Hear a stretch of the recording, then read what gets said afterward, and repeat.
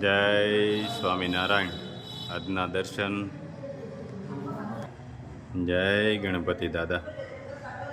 જય કાષ્ટભંજન દેવ. Good morning. જય સ્વામિનારાયણ. જય સિયારામ. જય શ્રી કૃષ્ણ. જય માતાજી. આ કોનું છે? જય સ્વામિનારાયણ. જય સ્વામિનારાયણ. એટલે બોમ્બે થી મહેમાન આવે છે, પણ એ કે અત્યારે અમારે ઉતાવળ છે, પછી આવીશું. અત્યારે અમને 5 બોટલ તેલ રોડ ઉપર અંબી દો, એટલે આ તાત્કાલિક એને દેવા જવાનું છે. 5 બોટલ. બરાબર. હાલો કરો પેક. બોમ્બે થી છે, એને 5 બોટલ આપવાની છે તે. રેડી. પછી પાણીયાભાઈ ની લઈ જાય છે 3 ને 1 ચતુરભાઈ ની 4 ને 1 એની 5 બોટલ તો આ લઈ જવાના છે ને પાછું. હા, બનાવવાનું આપણે ચાલુ કરવાનું છે ને. આમ થઈ હા બસ. પાણીયાભાઈ ની ભલે લઈ જાય, પાણીયાભાઈ ને પેલા દેવાની હોય આપણે. પાણીયાભાઈ ભાઈ આવો, અહીંયા આવો થોડીક મદદ કરવા. અમારે થોડીક ઉતાવળ છે ને, દેવા જવું છે. એ લોકો અમરેલી થી નીકળી ગયા છે, બસ પોગવા જાય ભાઈ છે. તો પોગવા આવ્યા હોય, કેમ કે 4 વ્હીલ એટલે ગયા કા આવી જાય, એટલે જ ને. એટલે આને ખવડાવી દઈએ પેલા એને આપણું 1 બોટલ મગાવ્યું હતું અને વાપર્યું હતું. બરાબર. એટલે મગાવી દઈએ. અહીંયા આવતા હોય અહીંથી જ લઈ લેવા ને, ખોટા કુરિયર ના ન થડે. હા, દઈ આવી. વક્રતુંડ મહાકાર્ય સૂર્યકોટી સમપ્રભ નિર્વિઘ્નમ કરો મે દેવો સર્વકાર્યેષુ સર્વદા. ઔષધિ પલાળેલી.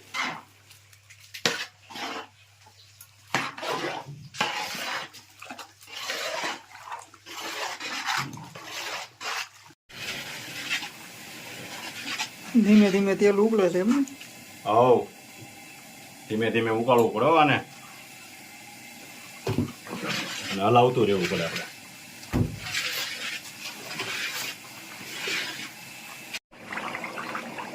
તેલ ઉકળવા માંડ્યું છે, ઔષધિમાંથી છૂટું પડતું જાય છે, અને સતત હલાવવું પડે.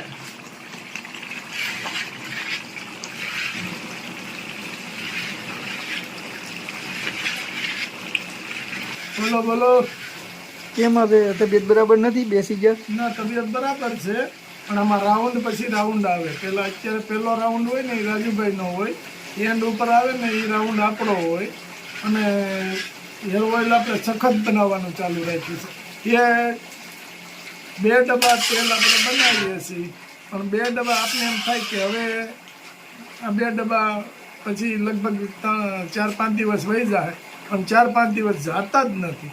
એક અતરા ને એક દી ને એક દીથી હેર ઓઇલ બનાવવાનું હોય છે. આવડું આ કમ્પ્લેટ ફિલ્ટર થઈ અને બોટલું ભરાય ત્યાં બીજું ચાલુ. ઓલું તો વાહ વાય.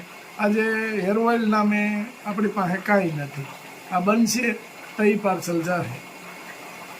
આટલું એમ લાગતું હતું એના આપણે વાતે કરી કે ભાઈ કુદરતે આપણે ઘણું આપ્યું, તો ઘણું આપ્યું. 8 મહિનામાં આટલી પ્રગતિ માણસની થાય એટલે સમજી લેવાનું કે કાંઈક આપણે કુદરતની દિયા હશે આપણી ઉપર તો જ થઈ હોય. અને એકેય ઘણી જગ્યાએ કે 2 ડબ્બાના ગાણમાં બગડી ગયા છે, અને આપણે મહારાજની દિયાથી એક પણ ગાણવો તેલનો એવો નથી કે બગડ્યો. કા રાજુ? બગડ્યો એક પણ ગાણવો? બગડે નહીં. મહારાજની એટલી દયા છે ને એટલી કૃપા છે આપણી ઉપર કે એકેય વસ્તુ આપણી કોઈ પણ વસ્તુ બગડવા નામે કોઈ દિવસ નહીં. અને કોઈ પણ જગ્યાએથી કોઈથી ફરિયાદ નથી આવી કે તમારા હેર ઓઇલમાં આમ થાય છે, કામ થાય. કારાજુ કોઈ દિવસ નહીં. મહારાજની દયાથી એક જ દારૂ બને છે, એક જ ઠેરીમાં બને છે, અને એક જ ઠેરીમાં બનાવવું છે. સખત મહેનત રાજુભાઈની. ત્યાં તેલ બને પછી પાછું હાબુ બનાવવાનું ચાલુ કરી દેવાનું.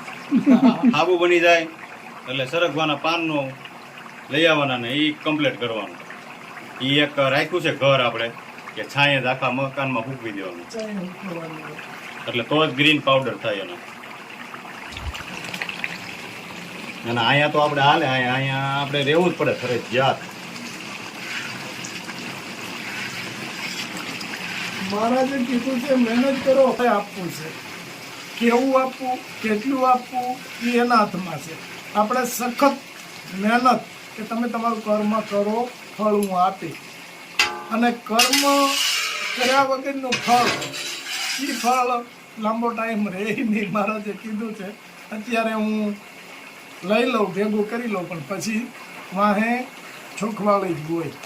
એટલે મહારાજે કીધું છે કર્મ તમે ચાલુ રાખો, તમારું કર્મ બાંધો, ફળ હું આપીશ, ચોક્કસ આપીશ. પછી આપણે કર્મ બાંધી 50 પૈસાનું અને ફળ જોઈએ છે 50,000નું, તો એ ન મળે.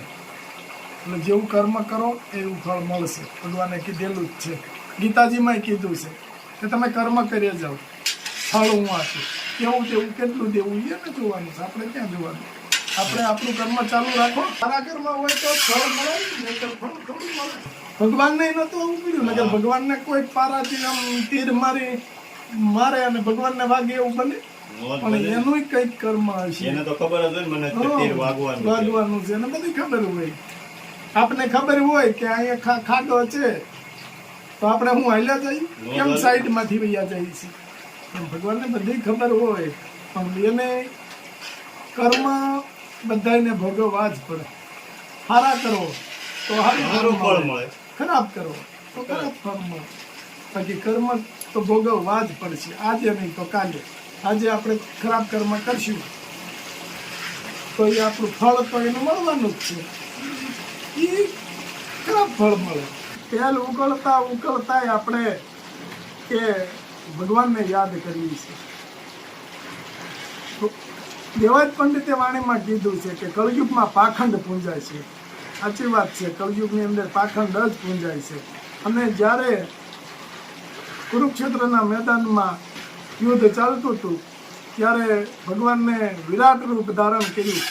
છતાં અર્જુનને વિશ્વાસ નહોતો કે આ ભગવાન છે. વિરાટ સ્વરૂપ ધારણ કર્યું ત્યારે અર્જુનને ખબર પડી કે આ ભગવાન છે. ત્યારે એને શ્રદ્ધાનો પાઠ એની મગજમાં હતો, એ દૂર થયો અને ભગવાનને ચરણે થઈ ગયા અર્જુન. આટલું બધું. પણ આ કલયુગમાં તો અંધશ્રદ્ધા બંધાઈ ગઈ એટલે વાત પતી.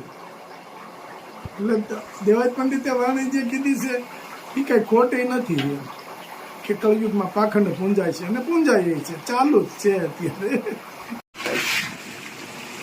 ગુલાબબેન વારો આવી ગયો એમને? પછી બધા રાઉન્ડ લેવો પડે, એકલા ને એકલા તો થાકી જાય ને. આપણે છે ને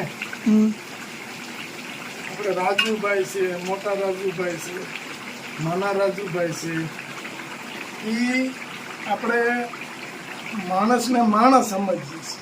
હું કામ કરતો હોય તો એને અંદરથી એમ થાય કે હવે થાક્યો હોય છે, એ કામ કરતા હોય તો મને એમ થાય કે એ થાક્યા છે. અને અમુક જગ્યાએ તો અમે બે કામ કરતા બીજા જલસા કરતા.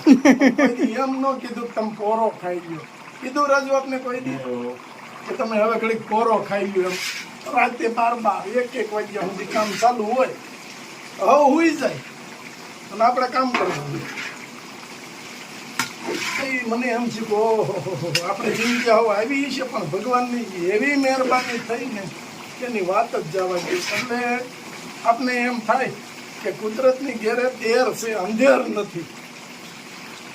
એકાબીજા આપણે વિચારવું જોઈએ કે આવડો આ કયું આ કામ કરે છે તો હવે થાકી ગયું, હવે આપણે ઘડીક કરવા લાગવું જોઈએ.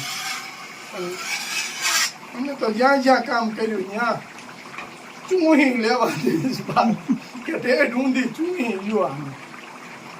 આ પછી અહીંથી બહાર જાય બીજે કામ કરવા, કરી ન અગવા જાય, આપણું જ કરાવવાની. બસ આ વૃત્તિ વાળા જ માણસો મળ્યા અમને, જ્યાંથી કામે સીડ્યા ત્યાંથી કરજો. ડાયમંડમાં એમ ખેતી કરતા તોય એમ ખેતી કરતા હોય ને, બળદને પોરો દે, આપને ન દે. મેં તો ખેતી કરેલી છે. બળદ હોય, બળદ હાલતું હોય, હાથી હાલતું હોય કે ગમે, એટલે આપને એમ કે હવે ઘડીક બળદને પોરો દઈ દઈએ આપણે કે સારું રાશ આપણે પોરો થઈ જાય પગ દુખવા મળે એટલે ત્યાં તો હું કે ખબર ઓલે સેટે પાણી ઘડો પડ્યો લેતા હોય ને એટલે આપણે તો હાલવાનું છે એમ બળદને પોરો મળે પણ આપને ન મળે અને દાડી કેટલી મજૂરી કેટલી ખબર 100 રૂપિયા આખા દિવસ છતાંય કરવું પડતું પણ અત્યારે મારા જે નથી કહેતા કે નાનપણનું દુઃખ સારું ગઢપણનું દુઃખ સારું નહીં તો હવે અમારે તો ઉંમર થવા આવી કહેવાય આપણે તો ગઢપણ જ આવ્યું એમ જ માનવાનું કે આ છેલ્લા દિવસો છે હવે કાંઈ નાના નહીં થાય મોટા મોટા થયા કરશું શાંતિથી ભગવાનને આપણે ગોઠવી દીધું કે હવે તમારું દુઃખ નથી હશો આનંદ કરો અટાણ સુધી તમે ઘણું જોયું અને ભગવાને સામું જોયું એવું છે અમે સુરત રહેતા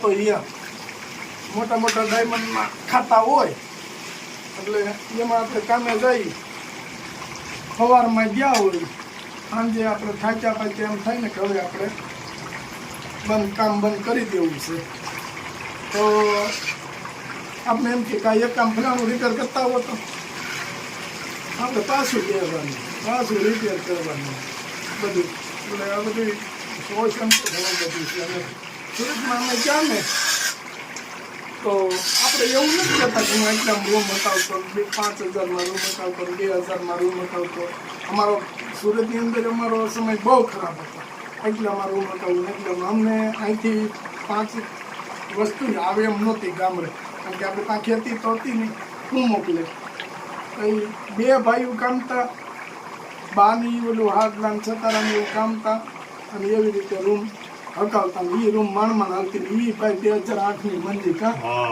સોતડા કાઢી નાખે એવી મંદી ક્યાંથી તમને 1 રૂપિયો ન મળે પણ તોય 5,000માં 6,000માં રૂમ તો સુરતની અંદર મને નથી અહીંથી ઉતરતું કે એટલા પૈસે રૂમ હાલે એમ એટલે 2 વ્યક્તિ હોય ને તો એ સમયની અંદર 2008માં 2 વ્યક્તિ હોય ને તો 12,000 થી 15,000 રૂપિયા તો અમારે જોતા 2 વ્યક્તિ હોય તો એની જગ્યાએ 5,000માં હવે તમે વિચાર કરો એ સમયમાં ક્યાંક 2-3,000 રૂપિયા ભાડું છે ને 3,000 તો કમસે કમ ભાડું છે. પછી 2,000 હવે તો શાક ને દૂધ જ થાય પછી અહીંયા કરિયાણું ને એવું એટલે એ બધી 2,000માં કોઈ એમ કહેતો હોય કે 2,000માં 5,000માં રૂમ માંગતો તો એ ખોટી છે અહીંયા આપણા મારા મગજમાં લાઈટ થાય કારણ કે હું અહીંયા રહેલો છું રાજુભાઈ મને એમ કે હું અહીંયા 5,000માં રૂમ માંગતો તો મને ખબર જ નહીં મારે રાજુભાઈને કેવું પડે કે રાજુભાઈ ફંગોળા મારી ભાઈ એટલે રૂમ નો આપે પછી ગામની વિડીયો છોડવી પડે પછી એવું થાય કામ કરવું ન હોય તો એ કરવા થાય પછી કામ કરવું હોય ને ઘરમાં જરૂરિયાત હોય મોટી તો પછી શું કરવાનું વિડીયો જોડે ને કોઈના 50-60 લાખ રૂપિયા હાથમાં આવ્યા હોય થોડા પૂજ મારવાના એવા ધંધા કરે પછી પણ આપણે નીતિથી એટલે અત્યાર સુધીમાં એવો દાખલો નથી કે કોઈ વ્યક્તિ મને કરાવીને કઈ ન કે તે મારા 5 રૂપિયા લઈ ગયો તો બધું નથી દીધા એવો દાખલો નથી આપણી પાસે એટલે આપણે ભગવાને આપ્યું સરખું અરે હરખું કેમ હલતું નથી કાંઈ હા લેક્ચર કરું એમ નો હોય આખું હલવું જોઈએ એ લોકો એમ ફરતું હલી જવું જોઈએ આમ હલવું જોઈએ